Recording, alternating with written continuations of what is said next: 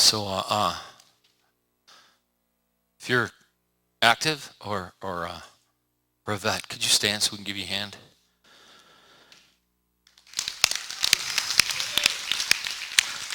Thanks, guys. And then I remembered, because like first service, we seem to miss a lot also, but I think it's Eric Garter. I think it's their duty weekend. Almost positive that's why. That's why 50% of the people are not here. Okay, no, they were here earlier. That's right, I forgot about that. So thank you so much, you guys. And Katie told me to give a shout out to her son, Cayman, who tried to fall out of an airplane shooting a gun, injured his foot. So, Cayman, your mom says hello. We all say hello.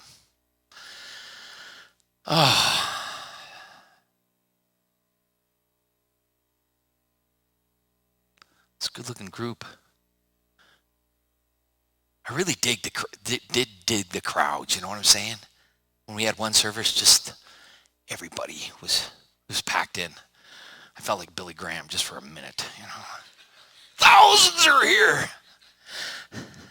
Anyways, don't forget to say thanks to. We got so many volunteers now. So if you got kids in the nursery, Promised Land, make sure you go back there and give them a $10 bill or something like that and say thanks. Why not? You'd feel better if somebody came up, hey, thanks for watching my kid, here's $10. They might say, hey, I'm going to do this more often.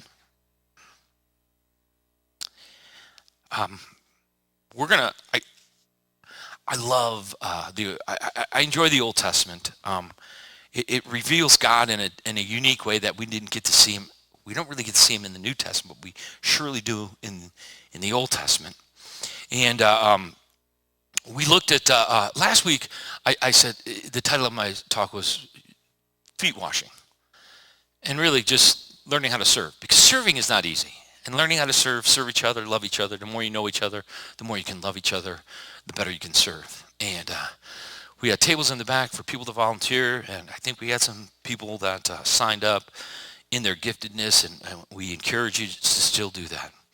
I think the Sunday before that, I did. I did like Friends or something like that, because I talked about Jonathan and David, and both of them ran into the fight. They didn't run from a fight, they ran into a fight. They didn't avoid conflict, they enjoyed conflict. And so some of you guys are wired to run into the fire. Some of you are wired to go, I'll give you some money to run into the fire. That's how I feel about it. But we looked at David and Jonathan and their fantastic friendship. And we also looked at King Saul. And King Saul, crazy man. We're just going to go with King Saul is crazy. God places an evil spirit on him. He takes a living spirit off him, and he is just madman. And he becomes jealousy. And jealousy came to a point for Saul that he wanted to kill David. Not only was he going to kill David, he was going to kill anybody, and he kills anybody who gets in his way to kill David. So the reality, what jealousy does to a person, well, basically it projects what you think other people are thinking or saying or doing. Because King David wasn't doing anything but support King Saul. But all King Saul could think about is, man, he's trying to take my crown. He's trying to do this, and he's talking bad about me. He's telling people things about me. And King David's just, I'm just doing life. And I'd like to pick up the story of David and Saul in 1 Samuel chapter 20. And David's about to head out of town. Here we go, chapter 20, verse 1. David now fled from Naioth to Ramah and found Jonathan. What have I done? He explained. What is my crime? How can I offend your father that he is so determined to kill me? Jonathan does not believe it. He says, no, that's not true. You're not going to die. He always tells me everything that he's going to do, even the little things. I know my father wouldn't hide something like this from me. It just isn't so. So David says to Jonathan, Jonathan, let's make an oath. I'll tell you what, we're going to make a pact right now that when you find out that your dad wants to kill me, tell me. We'll set up some kind of a plan that I'll go here, I'll hide, and we'll let each other know. You will let me know if your dad wants to kill me. And Jonathan is like, no, he's not gonna do it. So he says, listen, I'm not coming to the festival at your house. I'm not going to be there. I'm going to go. You tell your dad that I want to go to my family's house, and I'm going to eat with them. So let's pick it up verse 24. It says, so David had, okay. Let's pick it up at 28. Jonathan replied, David earnestly asked me if he could go to Bethlehem. He said, please let me go, for we are having a family sacrifice. My brother demanded that I be there. So please let me get away to see my brother. That's why he isn't here at the king's table. Jonathan's talking to his dad, telling him, and this is what happened. Saul boiled with rage at Jonathan. You stupid son of a whore. He swore at him. I mean, can you see this dad is freaked out and flipped out, and he swears at his son, you son of a whore. And Jonathan is beginning to get the picture. Do you think that I don't know that you want him to be king in your place, shaming yourself and your mother? You know, he's trying to give him a guilt trip. He's doing whatever he can to make him feel bad. Verse 32, but why should he be put to death? Jonathan asked his father. What has he done? Then Saul hurled a spear at Jonathan. Good grief, the guy is nuts. So don't look up there. Don't worry about what that says. Just know this. King Saul is nuts. He tries to kill his own son. He thought about taking his son's life before, remember, and all the people saved Jonathan. He tried to take his life then, and now what's going on is here he takes up a spear and he tries to kill Jonathan. Jonathan's like, oh my goodness, my dad is nuts, and he's the king. And he's nuts. And so, Jonathan lets David know, Dave, you're right, my dad's a nut, and he wants you dead. And you got to get out of here. Chapter 22, it says, so David left for Gath and escaped to the cave at Adullam. Soon his brother and all his other relatives joined him there. Then others began coming, men who were in trouble or in debt or just discontent, until David was the captain of about 400 men. Later, David went to Mizpah in Moab, where he asked the king, please allow my father and mother to live here with you until I know what God is going to do for me. So David's parents stayed in Moab, and the king during the entire time David was living in his stronghold. One day the prophet Gad told David, leave the stronghold and return to the land of Judah. So David went to the forest of Hereth. The news of his arrival in Judah soon reached Saul, and is like the plot. At the time, the king was sitting beneath the tamarack tree at the hill of Gibeah, holding his spear and surrounded by his officers. Listen here, you men of Benjamin. Saul shouted to his officers, because he's a crazy person. Has that son of Jesse promised every one of you the fields and vineyard? Has he promised to make you all generals and captains of the army? Has he? Nee. Is that why you have conspired against me? For not one of you told me when my own son made a solemn pact with the son of Jesse. You're not even sorry for me. Think of it, my son encouraging him to kill me, as he is trying to do this very day. Do you get a picture of stupidity of Saul? Do you get an understanding when jealousy takes over a person's life, they no longer can think straight? And he's saying it right here. It's just as plain as day. He's saying, oh, you guys are all against me. And they're going, what are you, nuts? And then somebody goes, yeah, he's nuts. He's the king. He's wacko. But they don't know this. And so what happens is the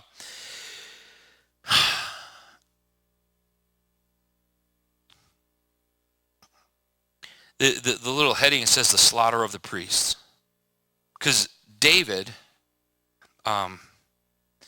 sees a priest, and they give him something to eat, and they give him some food, and then they kill him. They kill everybody, because David, while he was hiding, he went to the temple. They gave him some bread, and they gave him the sword from what was that guy's name that David cut his head off? Oh, good. I'm glad you guys are hanging with me. He got Goliath the sword. He said, we got some bread. We got some fresh bread that we made on the showbread for the Lord, and gave him some bread and gave him some wine. And they said, the only weapon we have, he goes, because David says, I was in a hurry. I couldn't take, only thing we have is this sword that was Goliath, and you killed him. He said, oh, that's a nice sword. And he took it with him. And Saul gets so ticked off, finds out that he had a spy named Doeg, and he told the king where they were hiding, and the king went out and he killed all the priests. He killed everybody. After he was in the temple, killed all the priests, he went to his wife, their wife and kids, and killed everybody. That's Saul. Saul's a nut.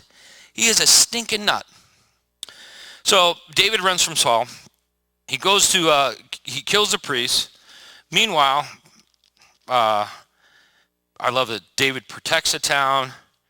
David's hiding in the wilderness. While David's hiding in the wilderness, Saul brings 3,000 of his best troops around. He says, we're going to go find King David.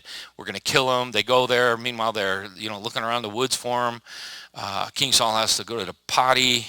He goes into a cave to go potty. While he's in the cave, David's in the cave with all his merry men. And they go, kill him, kill him, kill him, Dave, kill him, take him out. Dave, God gave him to you, kill him. And David's like, no, I can't. He's one of God's chosen. I can't kill him. No, kill him. Instead, he just goes up and he finds his robe and he takes it and cuts a piece of the robe off. And then when King Saul leaves the cave and he's far enough away, King David runs out and goes, yo, Saul. And Saul's like, sounds like David. He said, is that you, my son David? He goes, yeah, that's me. I could have killed you. Here's a little piece of your robe that I cut off. I could have killed you right now, but I didn't. What's wrong with you? And King Saul said, well, I'm a little crazy now. There's evil spirits upon me, and I'm a little whacked out. I don't know what I'm doing, really. I can't believe I took a deuce in the cave. What the heck is wrong with me? I am the king. He didn't say that. But anyways, he did say, my kid David. And he didn't say he was crazy. He just like, oh, man. And he told David, listen, I'm sorry. You are a better man than he. You're going to be a better king. You're going to do much better stuff than I did. And David goes, so come on home. And then he gallops away. Him and his 3,000 special forces dudes, they run away and they take off. And King David says, no way. There is no way I'm going back. The king's a nut. And so King David, he hides. He hides with his enemies. He goes to the Philistines. The Philistines did not like Israel, and they didn't like David. You know why? Because David killed Goliath, and he was a Philistine. He wiped them all out, But he's hanging out there with his merry man, his band of 400, 600 people, and their wives and their kids and everybody. He's got this thing going, and he hangs out with. Oh man, let me find the guy's name because it is a good one.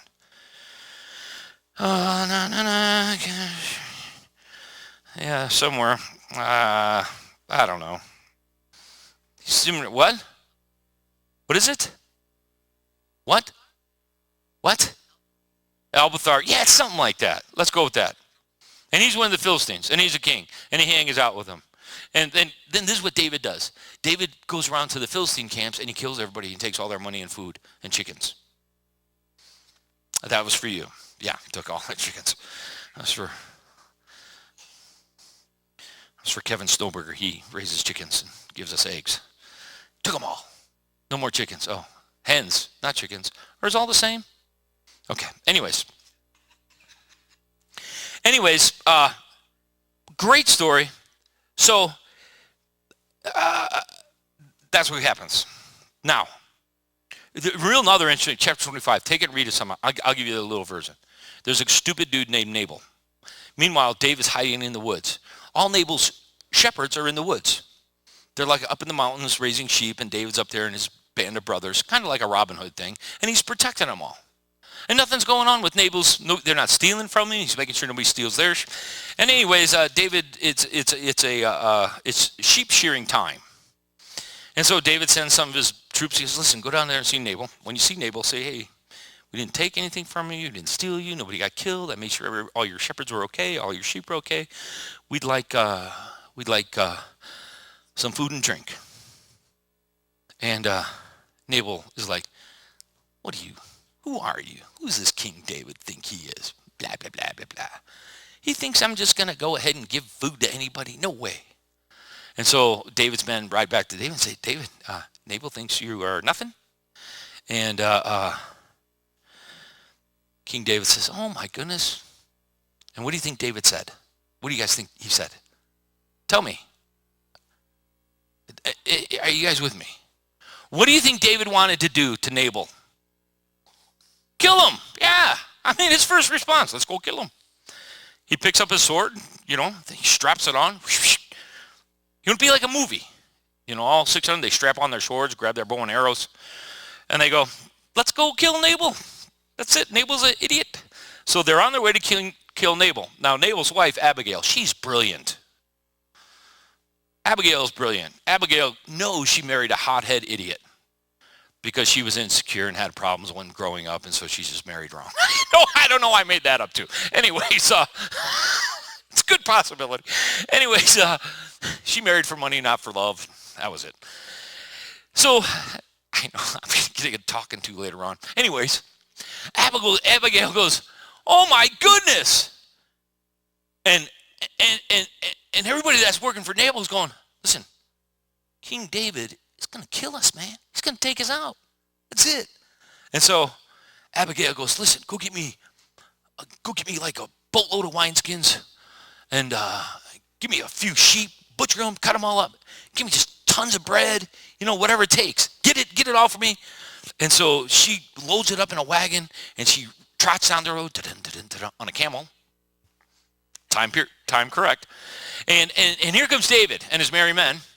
And and Abigail runs up to David and says, I'm the wife of an idiot. And my husband's dumber than a box of rocks.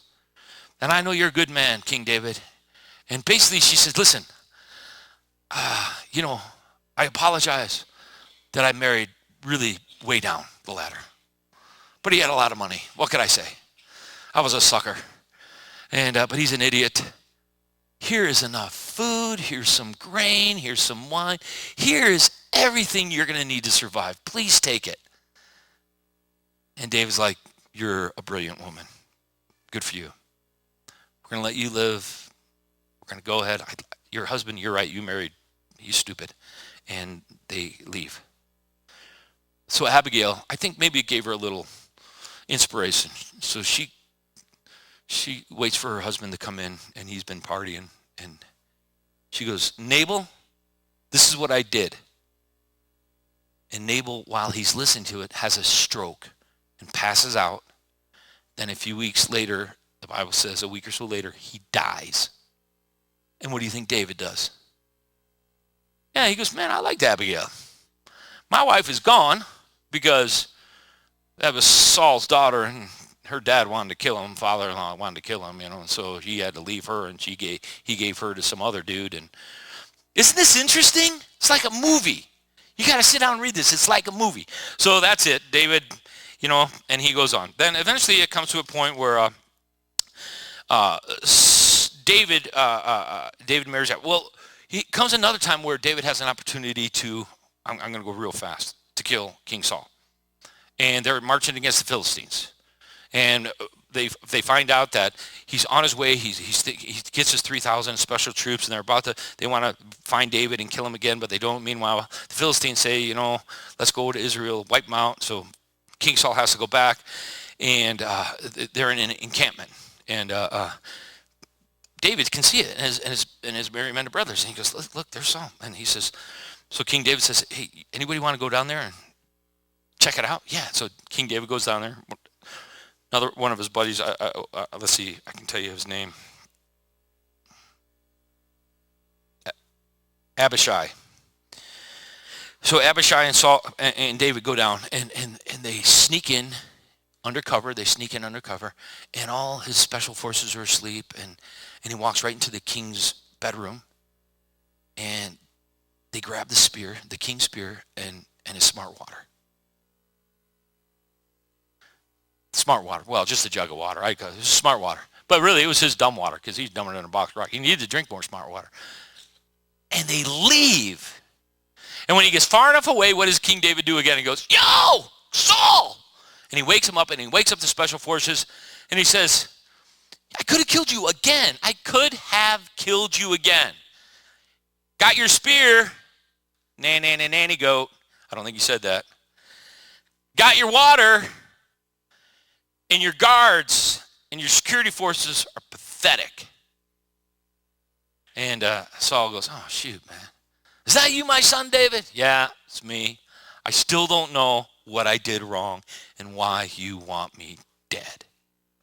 Still don't have. But King Saul was jealous and crazy, and he projected what everybody thought, even if it wasn't right. Now, King David, during this tragic time of his life, could have killed his enemy twice. Matter of fact, it was like God gave him to him and he could have killed him. And all his friends, all of King David's friends, I mean, they were going to mutiny on him one time. He rallied them all back. He was a great leader, is a great leader. They were like, man, here he is, kill him. But he goes, no, I can't. This is God. God chose me. I know how it is. I think God chose him. I can't do it. I can't touch someone that God has chosen. It ain't going to happen. Now, through all the tragic, he was already promised to be king. Samuel said, you're going to be king. And what's he doing? He's living in the woods. He doesn't have a throne to sit on. He's in the bush. But he seems to be having a good time. And he's not a complainer. King David doesn't complain. And what's more amazing, he makes great decisions. He makes great decisions in the moments of conflict and agony with adversaries. Now, what can you take from this story? What can you take from this text about King David? You think you have it bad. You think there's parts of your life that you can't believe with these parts of my life, how they have molded me. King David, let's think about those parts of his life. God promises something and he has to go through all this adversity. But what does he do? What's amazing is he makes right decisions left and right. He makes good decisions left and right. In the most adversarial times, he makes great decisions, which makes him a great king and a great leader. So far, we're going to see he does screw up, but up to this point, he's just a young man who has some serious troubles that are beset upon him, and he makes great decisions. And he's a gracious person. I mean, he blesses other people all the time. We're going to have communion at this time. Amen. Would you please stand and join hands with the person next to you? If you would, I'm going to close this in prayer. My prayer for all of us today is I pray you take 5-10 minutes and read this a little more detail than what I went through all the way up through about chapter 29, 30 today. What David was able to do during all the times of adversity was he was always able to talk to God and get it right. And so many times we become like King Saul, and we think we know what's right, and we try to take matters into our own hands instead of just relying 100% on God. Heavenly Father, it's my prayer for myself and for everyone here today, for those watching on the web, that